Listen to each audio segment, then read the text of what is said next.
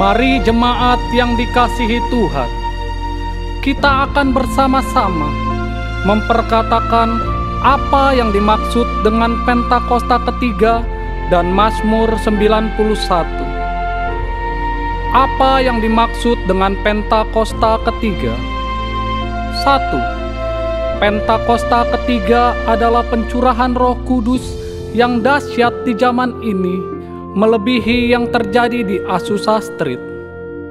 2. Pentakosta ketiga akan mengakibatkan penuaian jiwa yang terbesar dan yang terakhir sebelum Tuhan Yesus datang kembali.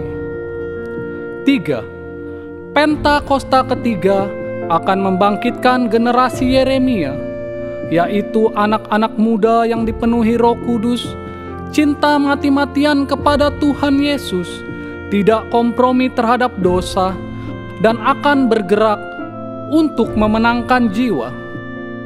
4. Pentakosta ketiga lahir di Indonesia dan bergerak ke bangsa-bangsa. Gerakan ini dari timur ke barat dan akan kembali ke Yerusalem. 5. Pentakosta ketiga akan memberikan kuasa untuk menyelesaikan amanat agung, dan setelah itu Tuhan Yesus akan datang kembali. Dan mari bersama kita sepakat dan percaya mendeklarasikan firman Tuhan yang tertulis dalam Mazmur 91. Dalam lindungan Allah, orang yang duduk dalam lindungan yang maha tinggi dan bermalam dalam naungan yang maha kuasa akan berkata kepada Tuhan, tempat perlindunganku dan kubu pertahananku, Allahku yang kupercayai. Sungguh, Dialah yang akan melepaskan engkau dari jerat penangkap burung, dari penyakit sampar yang busuk. Dengan kepaknya Ia akan menudungi engkau, di bawah sayapnya engkau akan berlindung. Kesetiaannya ialah perisai dan pagar tembok. Engkau tak usah takut terhadap kedahsyatan malam, terhadap panah yang terbang di waktu siang, terhadap penyakit sampar yang berjalan di dalam gelap, terhadap penyakit menular yang mengamuk di waktu petang. Walau 1.000 orang rebah di sisimu dan 10.000 di sebelah kananmu, tetapi itu tidak akan menimpamu. Engkau hanya menontonnya dengan matamu sendiri dan melihat pembalasan terhadap orang-orang fasik. Sebab Tuhan ialah tempat perlindunganmu, yang maha tinggi telah kau buat tempat perteduhanmu. Malapetaka tidak akan menimpa kamu, dan tulah tidak akan mendekat kepada kemahmu. Sebab malaikat-malaikatnya akan diperintahkannya kepadamu untuk menjaga engkau di segala jalanmu. Mereka akan menatang engkau di atas tangannya, supaya kakimu jangan terantuk kepada batu. Singa dan ular tedung akan kau langkahi. Engkau akan menginjak anak singa dan ular naga. Sungguh, hatinya melekat kepadaku, maka aku akan meluputkannya. Aku akan membentenginya, sebab ia mengenal namaku. Bila ia berseru kepadaku, aku akan menjawab. Aku akan menyertai dia dalam kesesakan. Aku akan meluputkannya dan memuliakannya. Dengan panjang umur akan kukenyangkan dia, dan akan kuperlihatkan kepadanya keselamatan daripadaku. Haleluya! Amin. Puji nama Tuhan, Shalom. Saya melihat orang-orang yang penuh kasih karunia, karena Tuhan yang selamatkan kita. Amin. Siapa yang hari ini bersyukur ada di tempat ini? Sama-sama kita mau sembah Tuhan. Saya juga menyapa bagi Bapak Ibu Saudara yang bergabung via online. Bukan suatu kebetulan. Tetapi ketika Nuh mendapatkan kasih karunia di mata Tuhan, sehingga keluarganya diselamatkan dari air bah, saya melihat mata Tuhan juga tertuju pada Bapak Ibu Saudara. Kasih karunia Tuhan juga melimpah bagi setiap kita. Yang setuju katakan amin. Sama-sama kita berdoa. Bapa di dalam surga, Bapa yang kami panggil, kenal dalam nama Tuhan Yesus. Kami percaya kuasa-Mu nyata dalam setiap kehidupan kami. Sampai hari ini kami berkata Engkau sungguh baik dalam hidup kami Tuhan Yesus. Terima kasih ya Bapa. Dalam nama Tuhan Yesus Kristus, sama-sama kita katakan amin.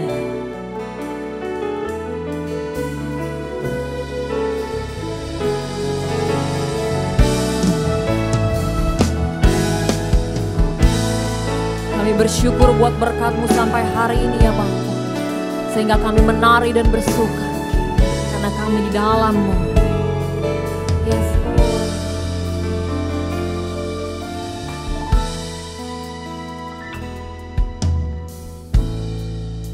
Bersyukur selalu bagi kasih-Mu di dalam hidupku.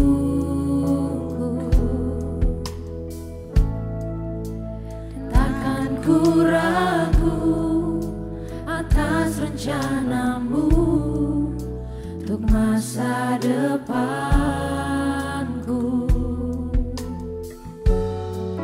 Sebagai Bapa yang baik,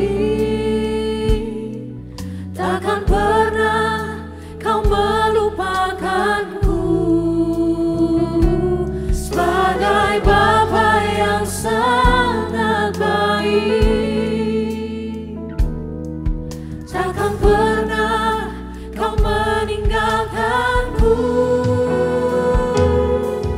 Ku kan menari dan bersuka karena-Mu, oh Yesusku, dan ku kan minum air-Mu bagai rusa rindu selalu.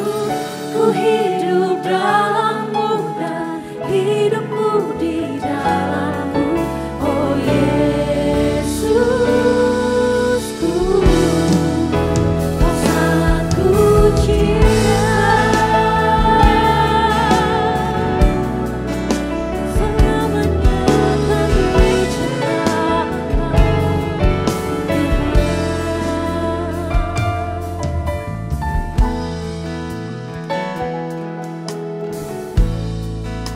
Bersyukur selalu bagi kasih-Mu di dalam hidupku. Takkan ku ragu atas rencana-Mu untuk masa depanku.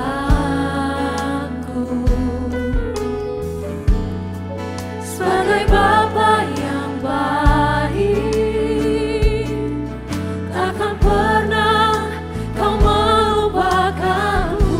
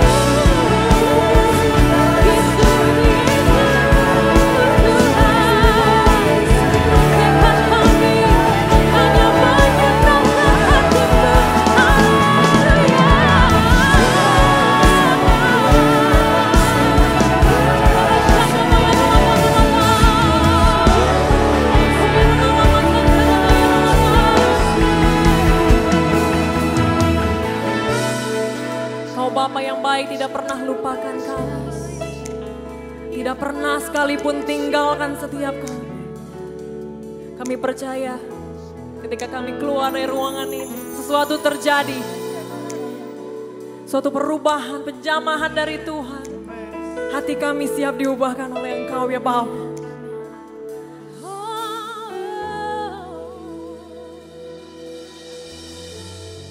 Sebagai Bapa yang baik, takkan pernah Kau melupakanku.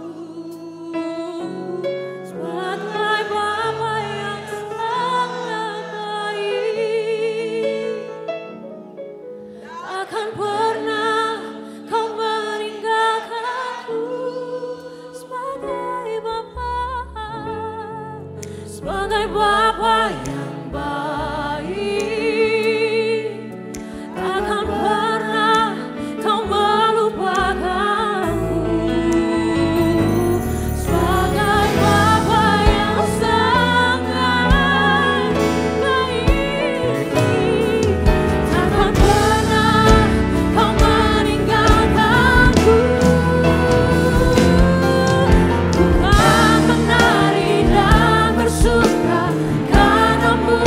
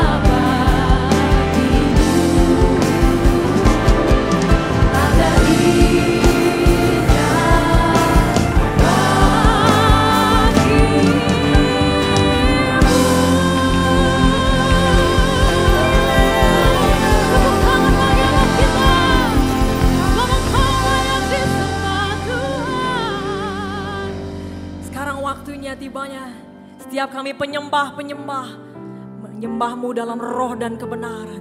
Di dalam nama Tuhan Yesus Kristus kami serahkan ibadah kami. Dalam nama Tuhan Yesus. Sama-sama kita katakan. Amin. Sama-sama kita katakan. Amin. Shalom GBI VRJ. Wow. Feels like it's been a long time. Saya melihat wajah-wajah yang diberkati Tuhan. Boleh lihat kanan kirinya. Bilang Tuhan Yesus baik. Tuhan Yesus baik. Come on. Hari ini berkat tercurah bagi setiap kita. Janji-janji Tuhan digenapi bagi saudara dan saya. Yang setuju katakan amin. Haleluya.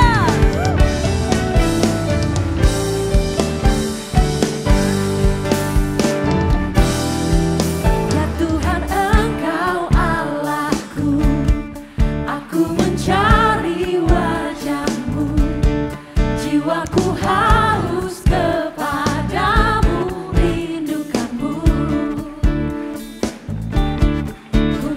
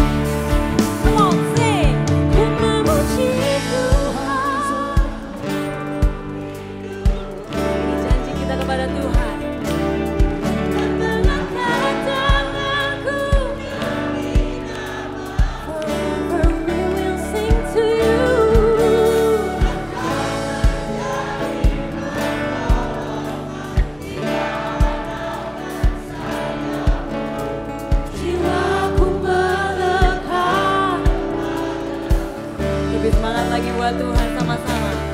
Ku memuji Tuhan seumur dan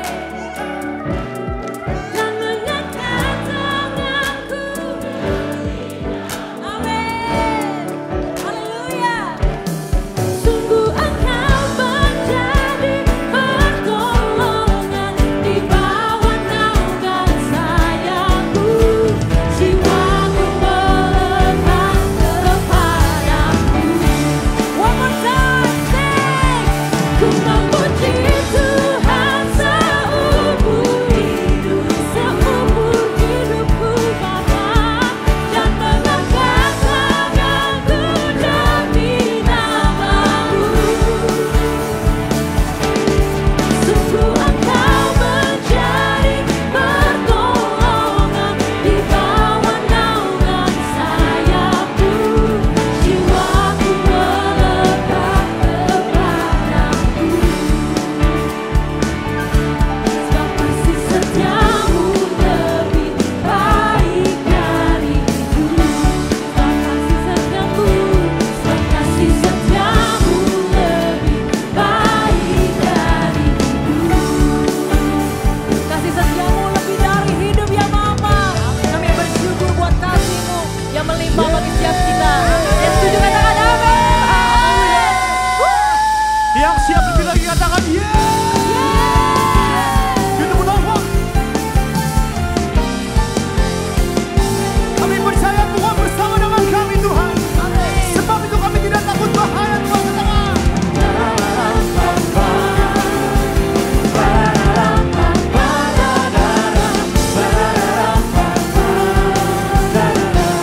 Saya percaya semua bisa langsung sama-sama katakan Tuhan saya.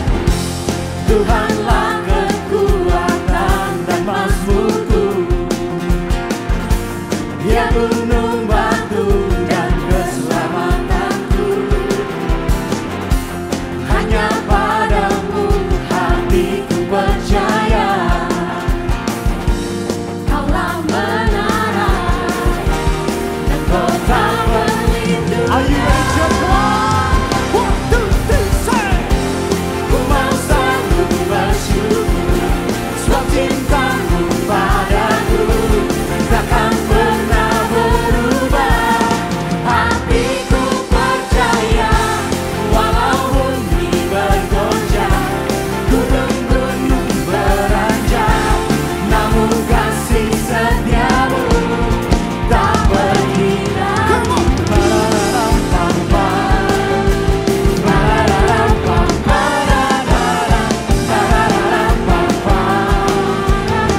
Saya percaya bisa lebih semangat lagi amin. Sama-sama. Tuhanlah kekuatan dan mazmurku, Dia gunung batu dan keselamatanku. Hanya padamu hatiku percaya, Kaulah menara dan kota berlindungan. Are you ready? Come on, here we go. Ku mau selalu bersyukur, sebab cintamu padaku takkan pernah berubah. Hatiku percaya, walau bumi bergoncang, gunung-gunung beranjak, namun kasih setiamu tak berhilang. Ku mau selalu Yang bersyukur sama-sama. Satu sama kami katakan Tuhan. takkan pernah berubah.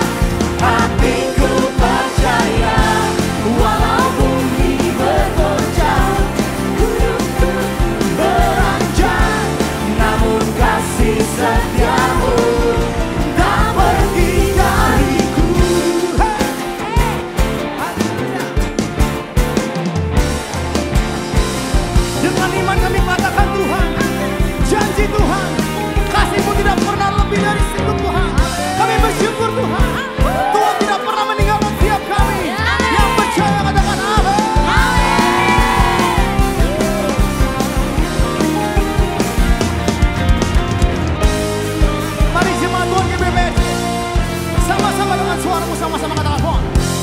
Ku mau selalu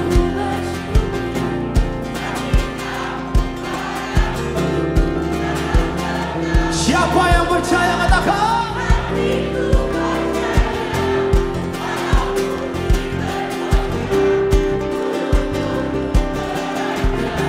ramun kasih. Sekali lagi ya. 1, 2, 3, come on, say. Ku mau selalu Hey, hey. takkan pernah Yang percaya siapa katakan. walau bumi Siapa lompatnya? 1, 2, 3.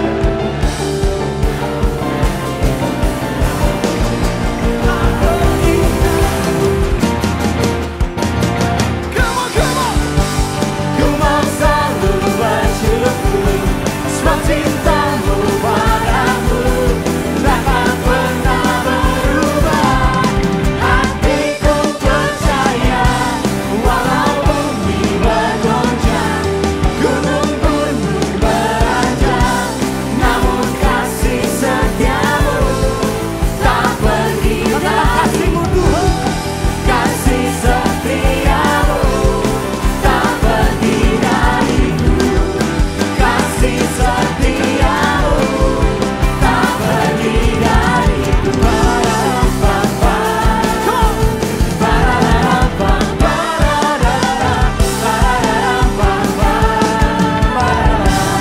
Tepuk tangan sorak-sorai bagi Raja, segala Raja. Sekalipun bumi bergoncang, namun hati kami percaya bahwasannya kasih setia Tuhan kekal untuk selama-lamanya. Haleluya. Mari jemaat Tuhan, kita angkat tangan kita akan berdoa syafaat. Kami berdoa ya Tuhan, kasih setiamu juga Tuhan turun atas bangsa kami Indonesia. Engkau yang selalu menopang negeri kami, Engkau yang selalu memberikan keamanan, Engkau yang selalu memberikan damai sejahtera atas negeri kami Indonesia sampai saat ini. Engkau memberkati pemerintahan yang ada ya Tuhan saat ini.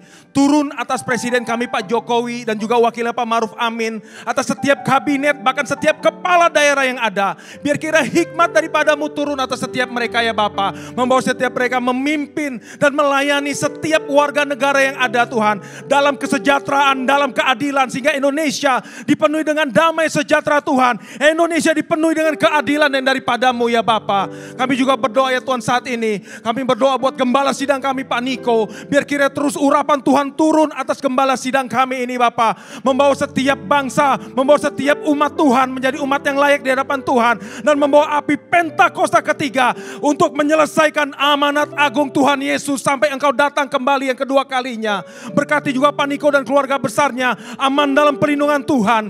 Doa yang sama kami juga berdoa ya Tuhan untuk Gembala CK7 Dr. Yanto. Berkati hambamu membawa setiap jemaat di CK7 menjadi jemaat yang serupa dan segambar dengan Kristus, menjadi jemaat yang intim dengan Tuhan Yesus, menjadi jemaat yang dewasa di dalam Engkau ya Bapa. Berkati Dr. Yanto dalam penggembalaan di tempat ini ya Tuhan, dan juga seisi keluarganya aman dalam pelindungan Tuhan. Dan tak lupa kami berdoa untuk generasi Yeremia Tuhan. Setiap anak-anak muda kami perkatakan yang ada di CK7, bahkan yang ada di bangsa Indonesia ini, menjadi anak-anak muda yang hidupnya dipenuhi dengan kasih Tuhan, menjadi anak-anak muda yang bangkit untuk memenangkan jiwa.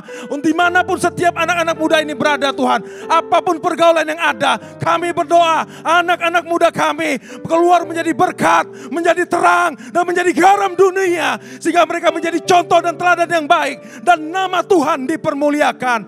Terima kasih ya Bapa. Di dalam nama Tuhan Yesus kami sudah berdoa dan mengucap syukur. Sama-sama kita katakan amin. Kasih tepuk tangan sorak-sorai bagi Tuhan yang dahsyat saudara. Silakan duduk Bapak Saudara semua.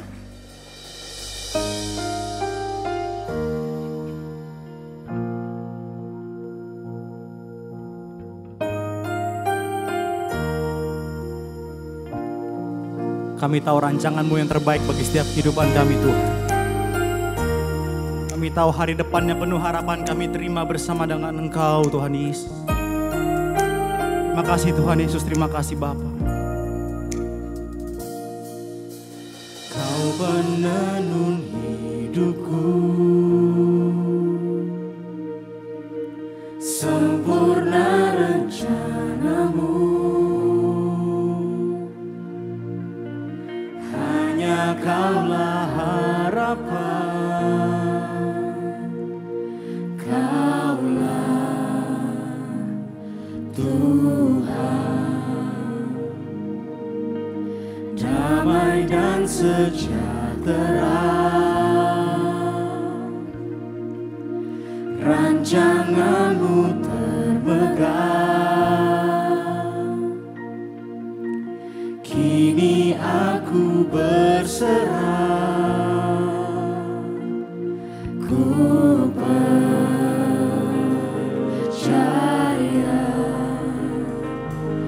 Amin, amin, amin. Ya, sama-sama. Aku percaya,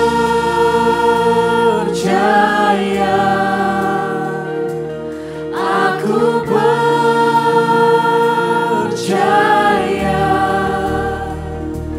ku berseru Kau pun mendengar, ku berserah. Amin.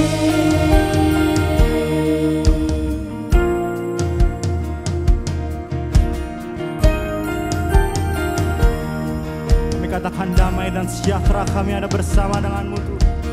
Damai dan sejahtera,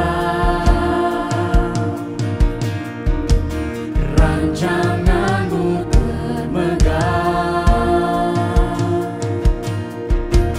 Kini aku berserah, ku percaya.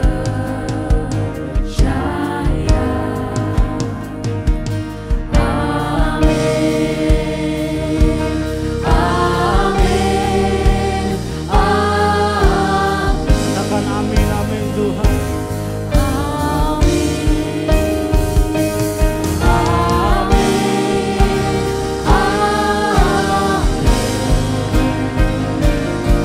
Nyatakan kami percaya. Aku percaya,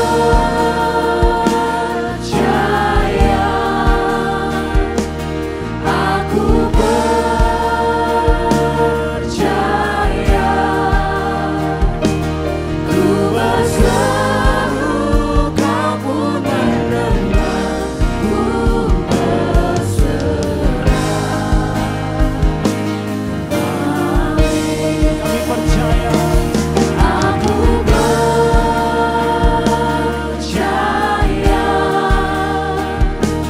aku percaya, ku berseru Kau pun mendengar, ku berserah. Katakan kami percaya Tuhan. Aku percaya,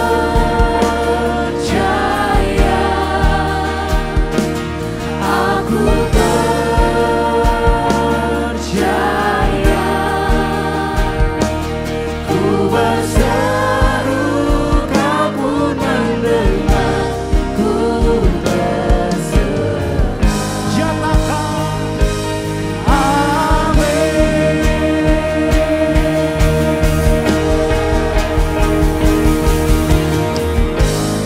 sebab kami percaya Engkau sanggup melakukan segala sesuatu Tuhan.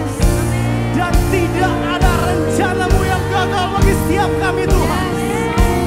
Apapun yang menjadi keadaan kami hari-hari Tuhan, kami mau katakan kami tidak takut. Sebab Tuhan bersama dengan kami Tuhan. Mari sama-sama dengan iman dikatakan Tuhan katakan. Sebab aku milik-Mu takkan gentar, sebab Engkau beserta, ku tak takut. Sebab Engkau setia.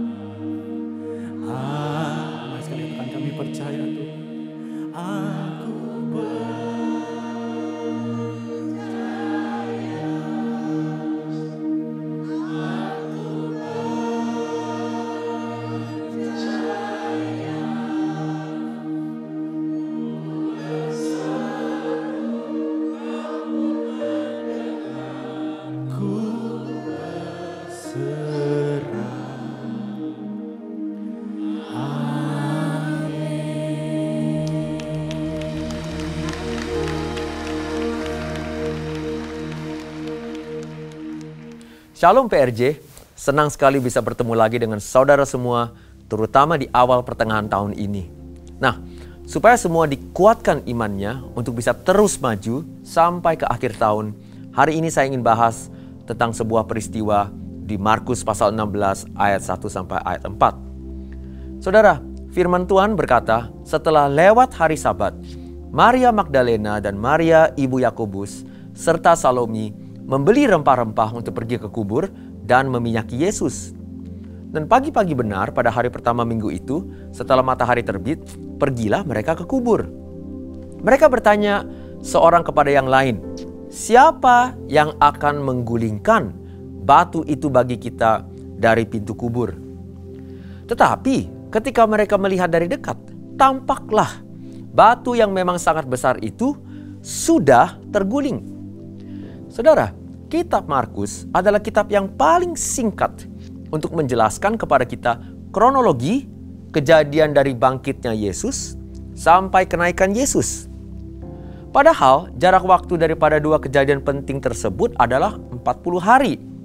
Tetapi di kitab Markus dirangkum semuanya hanya di dalam satu pasal saja, pasal 16.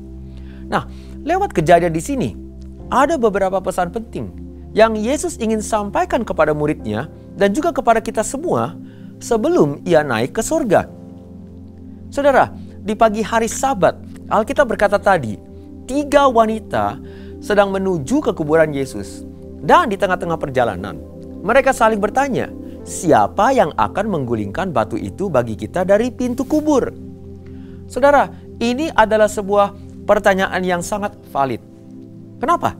Batu yang menutup kuburan Yesus itu beratnya kira-kira 1-2 ton. Dan mereka bertiga ini adalah wanita. Saudara, jangankan wanita, 3 orang laki-laki pun tidak cukup untuk menggulingkannya. Artinya saudara, rintangan yang mereka hadapi bukan hanya terlalu berat untuk bisa mereka atasi. Kekuatan mereka sendiri pun juga tidak mampu.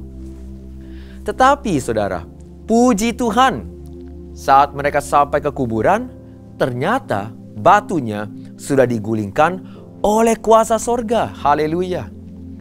Saudara, apakah saat ini saudara juga sedang mengalami situasi yang sama dengan 3 wanita di sini? Yaitu di antara 2 pergumulan, masalah yang terlalu berat, atau saudara sudah tidak sanggup lagi. Saudara, siapa setuju? Dua-duanya pasti sangat menyulitkan kita semua. Tetapi saudara, kabar baiknya adalah saat mereka melihat batu yang sudah terguling tanpa campur tangan manusia, saudara, disinilah Yesus ingin memberikan kita sebuah pelajaran penting. Yaitu, jangan membatasi apa yang Tuhan mampu lakukan bagimu dengan keterbatasan dirimu. Haleluya. Siapa yang berkata amin? Kenapa? Karena bagi Tuhan tidak ada yang mustahil. Nah saudara, kita baca Efesus pasal 1, 19-20. Firman Tuhan berkata, betapa hebat kuasanya bagi kita yang percaya, sesuai dengan kekuatan kuasanya. Saudara, yang dikerjakannya di dalam Kristus dengan membangkitkan dia dari antara orang mati dan mendudukkan dia di sebelah kanannya di surga. Saudara, ayat ini berkata, kuasa hebat ini sudah ada di dalam diri kita. Tetapi saudara, lihat kalimat berikutnya di ayat tersebut. Kuasa hebat ini memang sudah ada di dalam diri kita. Tetapi bagi kita yang percaya. Haleluya. Saudara, maksudnya Paulus di sini bukan hanya bagi kita orang yang percaya kepada Yesus. Tetapi jikalau kita simak dan kita melihat judul daripada pasal ini, saudara bisa baca. Judulnya adalah doa untuk pengertian tentang kemuliaan Kristus. Artinya, jikalau ini adalah doa Paulus untuk pengertian, supaya kita bisa mengerti. Artinya banyak orang yang masih belum paham dengan pengertian ini. Setuju gak saudara? Dan sekaligus, artinya kuasa hebat ini yang mampu memutarbalikkan situasi negatif kita menjadi positif, sekaligus juga mampu melahirkan pengalaman-pengalaman baru atau second chances, kesempatan kedua, ya, yang malahan lebih indah daripada sebelumnya, sudah ada di dalam diri kita. Tetapi apa yang sering membuat kita untuk tidak bisa percaya dan untuk tidak bisa melihat kehebatan kuasa ini yang sudah ada di dalam diri kita? Kenyataannya adalah keterbatasan kita. Dan hari ini saudara, kami ingin belajar apa saja yang bisa membatasi kita, supaya kita bisa kenal dan kita bisa mengatasinya di dalam nama Tuhan Yesus. Siapa yang berkata amin? Yang pertama saudara, apa yang membatasi kita? Keras kepala atau mindset yang tidak percaya. Oke, keras kepala atau mindset yang tidak percaya. Kita lihat Markus 16, 5 sampai ayat 6. Lalu mereka masuk ke kubur dan mereka melihat seorang muda yang memakai jubah putih duduk di sebelah kanan. Mereka sangat terkejut. Tetapi orang muda itu berkata kepada mereka, "Jangan takut. Kamu mencari Yesus orang Nazaret yang disalibkan. Ia telah bangkit. Ia sudah tidak ada di sini. Lihat, inilah tempat mereka membaringkan dia." Saudara, sebelum Yesus disalibkan, kenyataannya adalah ia sudah beberapa kali memberitahu muridnya bahwa ia satu saat nanti akan mati, tetapi setelah 3 hari dia akan bangkit. Saudara, paling sedikit ia tuh telah menyebut sebanyak 3 kali mengenai kebangkitannya setelah 3 hari. Saudara bisa baca di Markus pasal 8, pasal 9, dan juga pasal 10. Tetapi saudara, nyatanya perkataannya ini walaupun sudah dibilang 3 kali, sudah diucapkan sebanyak 3 kali paling sedikitnya, saudara, perkataan Yesus ini sama sekali tidak dianggap serius oleh muridnya. Karena bagi mereka ini adalah hal yang sangat mustahil. Hampir seperti sebuah khayalan. Buktinya saudara, 3 wanita ini yang lumayan dekat dengan Yesus, mereka pergi ke kuburan Yesus untuk meminyaki tubuh Yesus. Kenapa? Karena mereka sendiri yang juga dekat dengan Yesus dengar bahwa Yesus akan bangkit di hari ke-3. Tetapi kenyataannya mereka juga tidak menganggap serius perkataan Yesus. Dan di hari ke-3, ya, mereka pergi ke kuburan Yesus. Kenapa? Bukan untuk menyambut kebangkitannya sesuai dengan apa yang Yesus telah janjikan kepada mereka. Saudara, murid lainnya juga sudah pada lari ketakutan untuk bersembunyi. Banyak juga yang telah meninggalkannya karena merasa kecewa. Artinya, mereka sama sekali tidak percaya dengan perkataan Yesus. Saudara, hati-hati saudara. Tidak percaya itu bisa beralih kepada keras dengan pendirian sendiri atau menjadi keras kepala. Dan intinya yaitu tidak mau berubah atau melihat pandangan yang beda. Saudara, pernah nggak berbicara kepada seseorang yang sangat keras kepala? Pikirannya itu sudah terpatok dan sangat sulit untuk membujuk dia supaya bisa melihat dari segi pandang saudara. Saudara, Yesus menyebut penyakit rohani ini sebagai penyakit tidak percaya. Jangan saudara sampai saudara memiliki penyakit tidak percaya. Yaitu sudah dibilangin oleh Yesus, tetapi sama sekali tidak bisa percaya dengan perkataan Yesus. Saudara, misalnya kita lihat Yohanes 20 sampai 27. Yohanes 20 ayat 27. Kemudian ia berkata kepada Thomas, taruhlah jarimu di sisi dan lihatlah tanganku, ulurkanlah tanganmu dan cucukkan ke dalam lambungku, dan jangan engkau tidak percaya lagi, melainkan percayalah. Saudara, orang seperti ini, walaupun sudah melihat bukti nyata di depan mata, tetapi saudara tetap bersikeras untuk tidak mau percaya atau tidak mau berubah pikirannya. Kadang saudara terlalu sombong untuk bisa menerima kebenaran, atau saudara menerima bahwa mereka salah. Saudara, Amsal 29 ayat 11 berkata, siapa bersitegang leher walaupun telah mendapat teguran, akan sekonyong-konyong diremukkan tanpa dapat dipulihkan lagi. Wow, saudara, di kuburan Yesus, saudara, kenyataannya nih mereka sudah ada pendirian bahwa orang mati tidak mungkin untuk bisa bangkit lagi. Tetapi begitu mereka sampai, malaikat berkata kepada mereka, lihat, inilah tempat mereka membaringkan dia.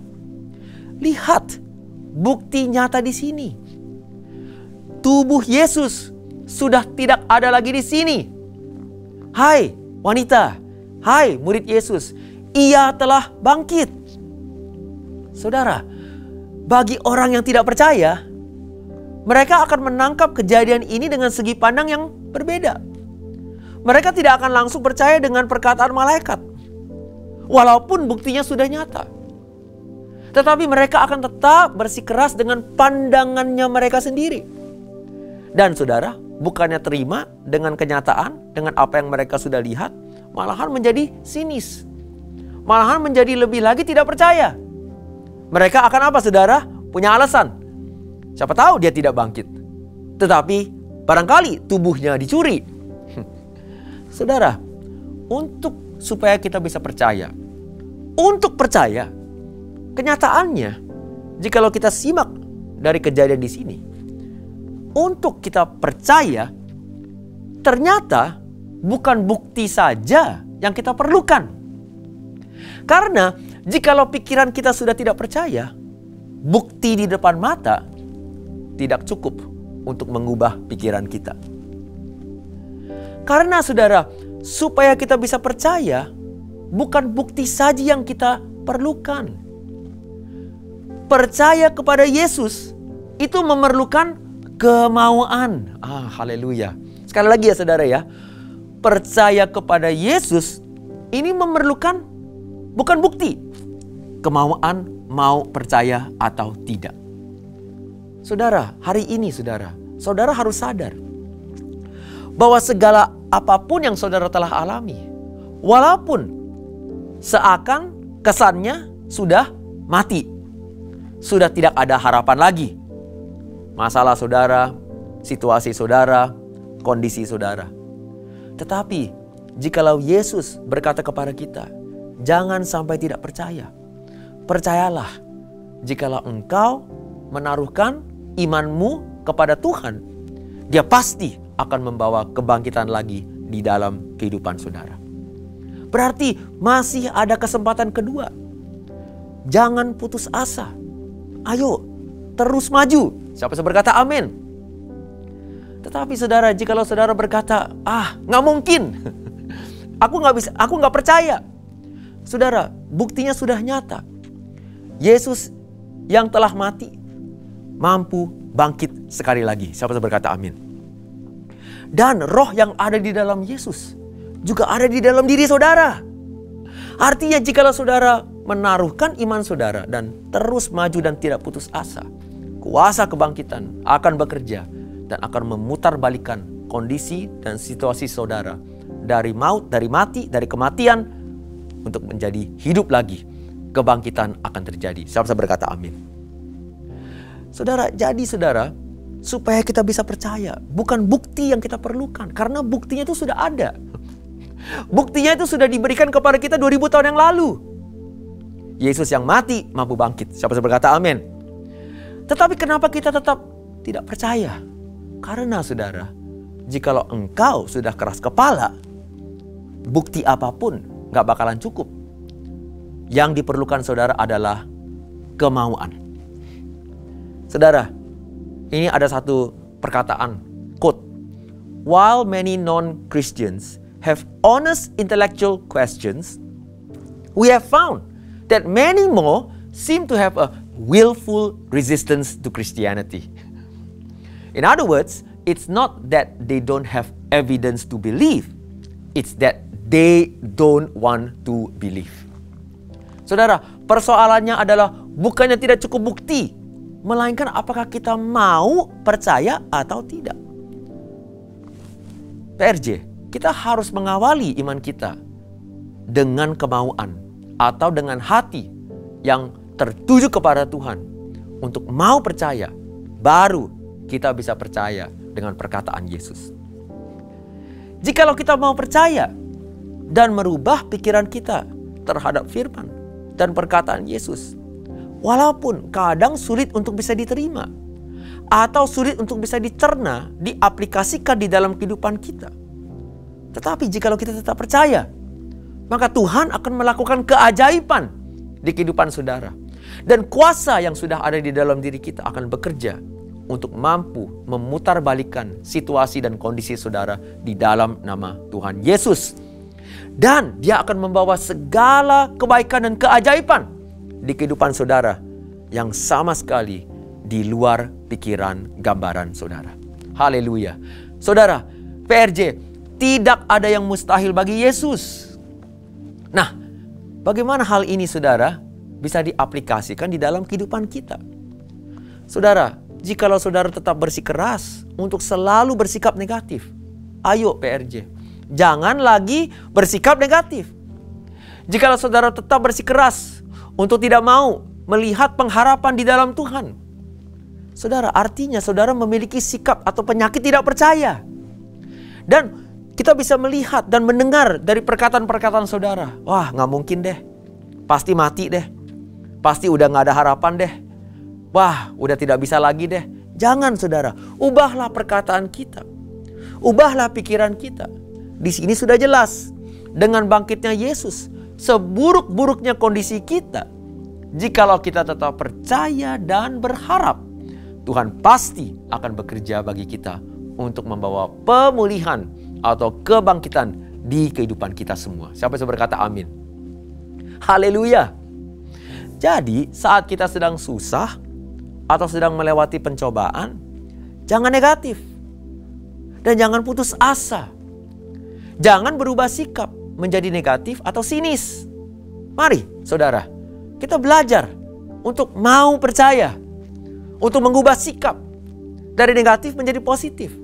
Karena jikalau tidak, sikap ini yang akan membatasi kita untuk tidak bisa melihat keajaiban Tuhan bekerja di kehidupan kita semua. Saudara, Lukas 24, 36 sampai ayat 40. Sementara mereka bercakap-cakap tentang hal itu, Yesus tiba-tiba berdiri di tengah-tengah mereka dan berkata kepada mereka, "Damai sejahtera bagi kamu." Mereka terkejut dan takut dan menyangka bahwa mereka melihat hantu. Akan tetapi, kita lihat di sini, ia berkata kepada mereka, "Mengapa kamu terkejut? Dan apa sebabnya timbul keraguan-keraguan di dalam hatimu? Bukankah aku sudah berkata kepada kalian, aku akan bangkit di hari yang ketiga? Lihatlah tanganku dan kakiku. Aku sendirilah ini. Rabahlah aku dan lihatlah. Karena hantu tidak ada daging dan tulangnya, seperti yang kamu lihat ada padaku." Sambil berkata demikian, ia memperlihatkan tangan dan kakinya kepada mereka. Dan saudara, kita melihat di sini saudara, apa yang terjadi? Saat Yesus melihat, saat murid-muridnya melihat, saudara, mereka mulai percaya. Saudara, jikalau sudah melihat bukti kebangkitan dan telah mendengar perkataan Yesus, ayo saudara, janganlah ragu lagi. Haleluya, janganlah ragu lagi. Mari, mulailah percaya. Mari, ubah sikap kita untuk mau percaya dengan perkataan Yesus bagi kehidupan kita semua. Walaupun situasi di depan mata sangat tidak memungkinkan. Siapa yang berkata amin? Haleluya. Nah, itu adalah keterbatasan yang pertama. Oke? Tidak percaya atau memiliki sikap tidak percaya atau keras kepala. Yang kedua, keterbatasan kedua, hati yang ragu. Yesus berkata tadi, kalau sudah lihat, jangan ragu. Nah, hati yang ragu itu artinya saya tidak yakin. Saya tidak yakin. Nah, saudara, Markus 16 ayat 7 berkata, tetapi sekarang pergilah, katakanlah kepada murid-muridnya. Dan lihat saudara, malaikat dengan intentional berkata kepada wanita tersebut dan menyebut kalimat ini. Pergilah dan terutama kepada Petrus. Ia mendahului kamu ke Galilea. Di sana kamu akan melihat dia seperti yang sudah dikatakannya kepada kamu. Secara jelas, malaikat berkata kepada 3 wanita di situ untuk memberitakan berita kebangkitan kepada murid-murid lainnya. Tetapi saudara, khususnya malaikat berkata, khususnya beritahukan berita ini kepada Petrus untuk bertemu dengan Yesus di Galili. Saudara, kita semua sudah tahu persoalan Petrus yang telah gagal dan melakukan kesalahan besar terhadap Yesus. Saudara, ia menyangkal sambil berkata-kata kasar saat dia mengkhianati Yesus. Dan saudara, jikalau ini adalah saudara, jikalau ini adalah situasi yang sama, ya, yang saudara alami seperti Petrus, saya percaya saudara pun akan merasakan perasaan yang sama seperti Petrus di sini. Yaitu, apakah saya masih layak untuk mengambil bagian daripada rencana besar Tuhan? Saya sudah gagal. Saya sudah melakukan kesalahan yang sangat besar. Apakah saya masih layak untuk bisa mengambil bagian dari rencana Tuhan? Apakah Tuhan masih berkenan kepada saya? Nah, saudara, ini yang namanya memiliki hati yang ragu. Bukannya memiliki pertanyaan. Saudara, jikalau saudara memiliki pertanyaan, itu nggak apa-apa. Karena memiliki pertanyaan itu adalah hal yang sangat wajar. Siapa yang berkata amin? Tetapi hati yang ragu yang saya maksudkan adalah hal seperti ini yang Petrus rasakan. Yaitu saudara ragu dengan jati diri saudara. Saudara ragu dengan kemampuan saudara. Saudara ragu apakah Tuhan mengasihi saudara. Saudara, kenapa malaikat secara khusus menyebut nama Petrus? Bayangkan, jikalau saudara, malaikat tidak menyebut nama Petrus saat memberikan perintah untuk murid Yesus pergi bertemu Yesus di Galili. Ya, jikalau saudara, malaikat berkata kepada 3 wanita ini, katakan kepada semua murid Yesus untuk pergi menuju Galili, karena dia akan bertemu dengan mereka di sana. Nah, bayangkan, jikalau nama Petrus tidak disebut. Dan berita ini sampai kepada mereka. Saat 3 wanita ini memberitakan berita ini kepada semua murid Yesus, Petrus ada di sana, mendengar berita ini. Apa yang Petrus akan rasakan? Saudara, saya percaya Petrus pasti akan berkata kepada mereka, ya udahlah, lo orang aja yang pergi deh. Kalian saja yang pergilah. Kayaknya panggilan ini bukan untuk saya. Karena saya sudah gagal. Karena saya sudah mengecewakan Yesus. Ya udah, kalian sajalah yang pergi. Kalian sajalah yang pergi menemui Yesus. Saya percaya Yesus tidak mau bertemu dengan saya lagi. Saya percaya saya ini sudah tidak ada harapan lagi. Petrus merasa ragu atas panggilannya di kehidupannya oleh karena dia merasa tidak layak dan sudah gagal di mata Tuhan. Tetapi saudara, disinilah, haleluya, kuasa kebangkitan Yesus sedang didemonstrasikan kepada kita semua. Karena Yesus sedang berfirman kepada Petrus, Petrus, panggilan saya bukan hanya untuk mereka yang baik dan sempurna, tetapi panggilan saya termasuk juga mereka yang telah gagal, dan ini artinya termasuk kamu juga. Panggilan saya tetap, dan engkau tetap layak untuk memenuhi misi dan panggilan yang saya telah berikan kepada kamu. Oh haleluya. Mari kita beri kemuliaan terbaik bagi Tuhan Yesus. Saudara, Petrus dipilih oleh Yesus sebagai pemimpin pertama gerejanya. Tetapi dia telah melakukan kesalahan yang paling besar dibanding murid-murid lainnya.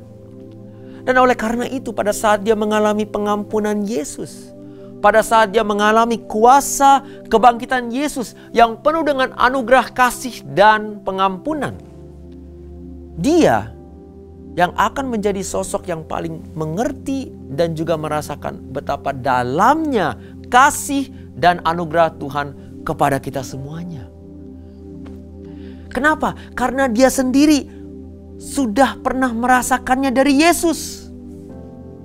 Dan oleh sebab itu saudara, dia mampu juga menyebarkan pewahyuan ini kepada kita semuanya. Dan itu sebabnya di kitab 1 Petrus, ia membagikan pelajaran ini kepada kita semua. 1 Petrus 5, 9, 10. Dia berkata, lawanlah dia dengan iman yang teguh. Sebab kamu tahu bahwa semua saudaramu di seluruh dunia menanggung penderitaan yang sama. Dan Allah, sumber segala kasih karunia, yang telah memanggil kamu dalam Kristus kepada kemuliaannya yang kekal, akan melengkapi, meneguhkan, menguatkan, dan mengokohkan kamu sesudah kamu menderita seketika lamanya. Oh haleluya. Saudara, disinilah Petrus dijadikan layak untuk menjadi pemimpin gereja yang sejati. Seseorang yang mampu menyampaikan kasih anugerah Allah kepada umatnya. Kenapa? Karena dia sendiri telah diubah oleh kuasa kebangkitan Yesus. Dilayakan. Yang tadinya ragu, akhirnya saudara menjadi percaya. Yang tadinya ragu, akhirnya menjadi saudara percaya bahwa Tuhan sama sekali tidak pernah meninggalkannya di dalam nama Tuhan Yesus. Saudara, inilah kabar baik Injil Yesus. Yaitu kegagalan dan kelemahan kita justru menguatkan kita untuk bisa mengalami anugerah Tuhan untuk pekerjaan besar di luar kemampuan kita. Saudara, penting untuk kita semua bisa pahami, oleh karena pekerjaan atau panggilan Tuhan untuk kita, sifatnya selalu itu lebih besar daripada kemampuan kita. Dan karena sifatnya itu selalu lebih besar daripada kemampuan kita, kita itu sebabnya harus perlu belajar untuk bisa menerima kelemahan kita dan bersandar kepada Tuhan. Kegagalan kita, jikalau diberikan kepada Tuhan, justru akan melayakkan kita untuk bisa menerima kuasa, anugerah, dan ajaibnya Tuhan. Saudara, lewat kuasa kebangkitan Yesus hari ini, kita telah belajar. Yesus ingin menekankan kepada kita semua, keselamatan bukanlah dinyatakan kepada mereka yang kuat, gagah, atau yang sempurna. Kita semua bukan dijadikan layak karena kita diampuni dosanya. Sebaliknya, dosa kita diampuni karena kita semua sudah layak di mata Tuhan. Siapa yang berkata amin? Saudara, artinya di sini adalah jikalau karena kesalahan kita atau kita masih mengurung diri sendiri di dalam rasa bersalah dan perasaan kita masih perasaannya adalah tidak layak, ini akan membatasi kuasa anugerah Tuhan untuk bisa bekerja bagi kita. Saudara, ayo, jangan lagi tidak percaya. Ayo, jangan lagi ragu dengan kelayakan saudara. Jangan lagi ragu dengan jati diri saudara. Jangan lagi ragu apakah Tuhan masih mengasihi saudara. Ayo saudara, memasuki pertengahan tahun ini, pertengahan tahun yang kedua ini, kita bangun iman kita. Jangan terhambat dengan sikap negatif kita dan sikap tidak percaya lagi bahwa Tuhan mampu memutarbalikkan kondisi kita. Siapa yang berkata amin? Apapun yang kita sudah lewati, saudara, jangan saudara terperangkap di masa lalu. Sekaligus saudara, keluar dari perasaan bersalah saudara. Keluar dari perasaan minder oleh karena kegagalan saudara. Berikan semuanya kepada Tuhan. Karena semua ini saudara, kenyataannya adalah Tuhan akan pakai untuk membawa saudara menuju kemenangan lewat kuasa kebangkitannya, kuasa anugerahnya bagi kita semuanya. PRJ, hari ini saya percaya Tuhan Yesus sedang bekerja di dalam kehidupan saudara masing-masing. Dan apapun yang saudara telah alami dan sedang alami, ayo jangan tidak percaya. Percayalah dengan kuasa kebangkitan Yesus. Jangan juga lagi ragu dengan kemampuan saudara, kelayakan saudara. Tuhan Yesus ingin membawa segala berkat dan anugerah bagi saudara. Dia sudah melayakkan saudara. Dan lewat kuasa kebangkitannya akan memenuhi segala panggilan yang Ia telah berikan kepada saudara. Ayo, mari kita sama-sama melewati tahun ini dengan baik, supaya kita juga akhirnya bisa mengakhiri tahun ini dengan lebih baik. Di dalam nama Tuhan Yesus, semua yang percaya mengatakan amin. Haleluya. Mari kita beri kemuliaan terbaik bagi Tuhan Yesus. Terima kasih Tuhan.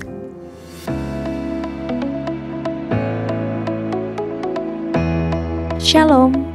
Gembala dan seluruh pengerja CK7 serta jemaat Tuhan mengucapkan terima kasih kepada Pastor Arie Zulkarnain yang telah memberkati kita semua melalui penyampaian pesan firman Tuhan pada hari ini. Tuhan Yesus memberkati Bapak dan keluarga berlimpah-limpah. Amin. Berikut kami sampaikan beberapa pengumuman.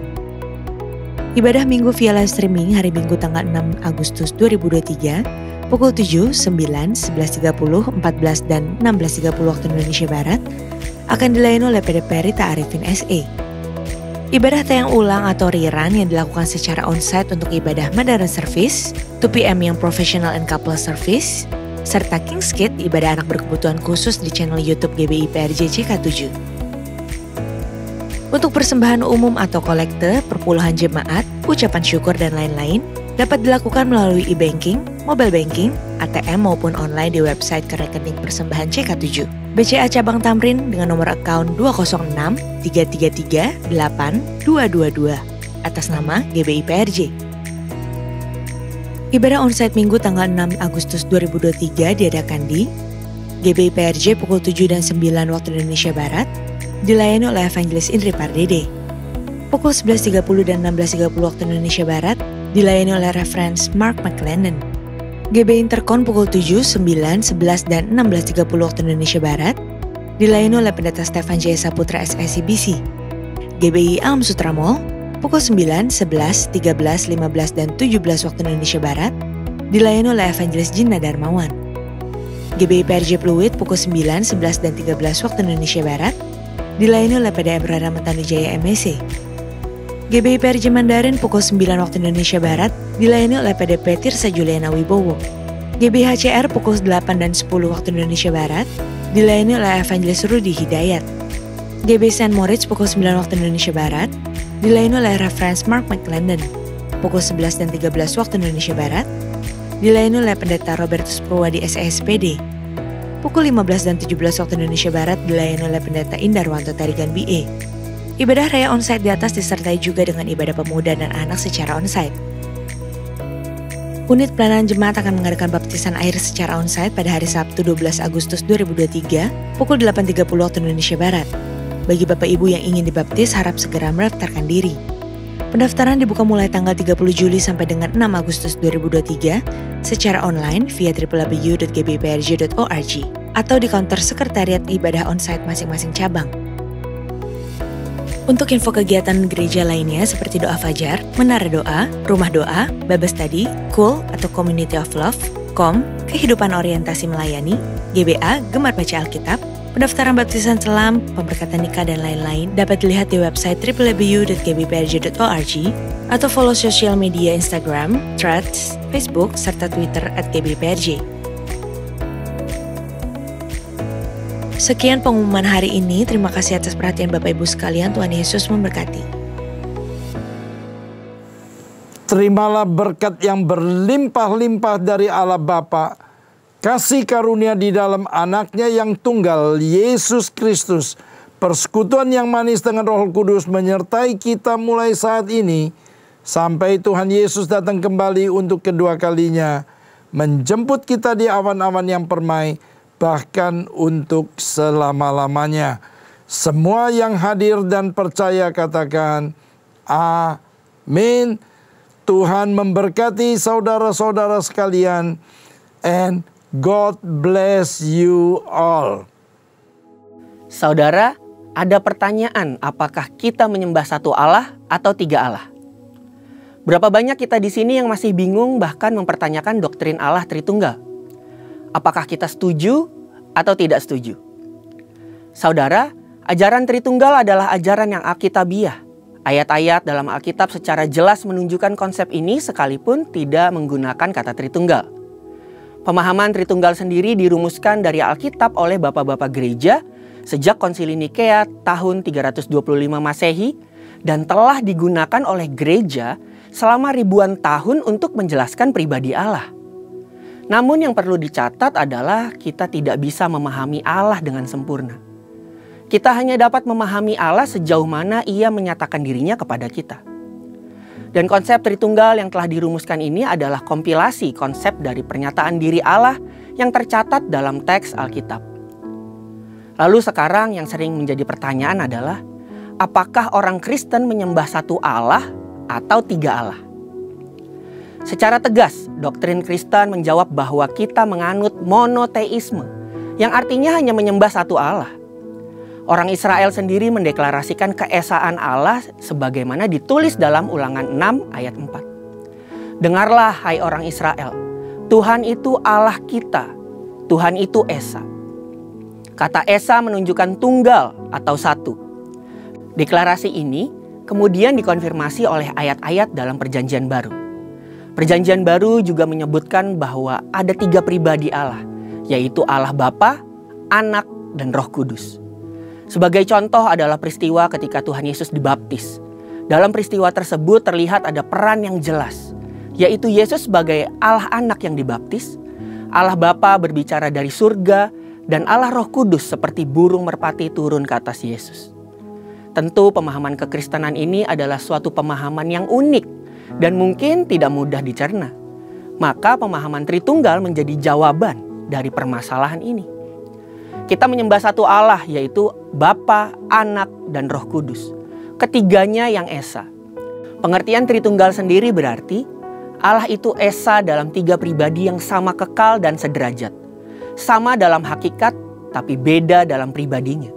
Satu hakikat, tiga pribadi.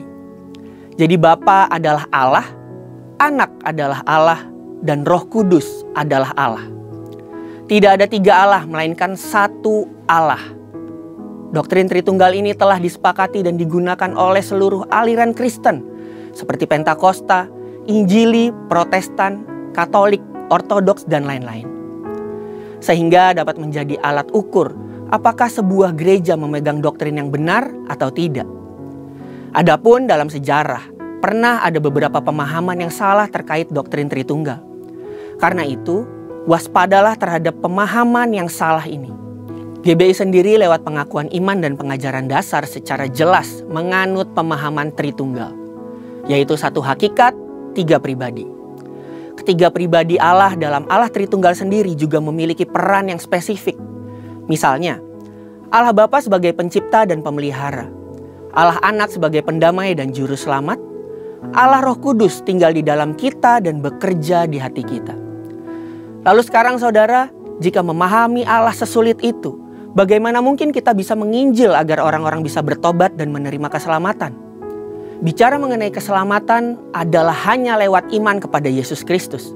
Setelah seseorang percaya, bertobat, dan menerima Tuhan Yesus, barulah perjalanan mengenal dan memahami Allah Tritunggal dimulai.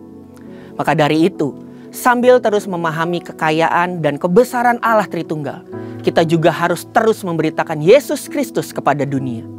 Karena keselamatan hanya di dalam Yesus Kristus yang adalah juru selamat dunia. Saudara, untuk penjelasan lebih lengkap dari tim teologi kami, Silakan buka link yang ada di atas atau scan QR code yang tersedia. Tuhan Yesus memberkati.